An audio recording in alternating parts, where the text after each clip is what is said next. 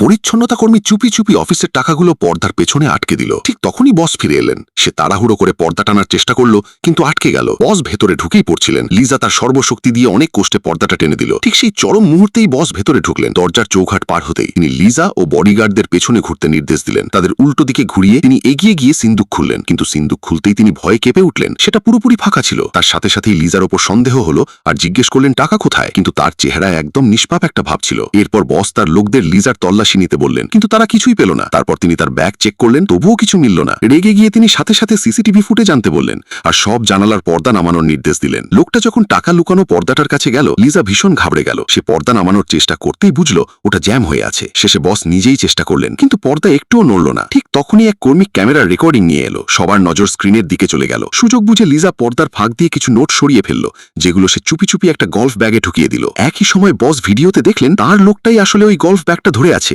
লিজা ইশারায় বোঝালো যে টাকাটা ওই লোকের কাছেই আছে। প্রথমে বসের তার কথা বিশ্বাস হলো না, কিন্তু শেষে গল্ফ ব্যাগ চেক করতেই সত্যি ভেতরে টাকা পেয়ে গেলেন। এরপর তিনি তার লোককে কড়া জেরা করার সিদ্ধান্ত নিলেন আর লিজাকে চলে যেতে বললেন।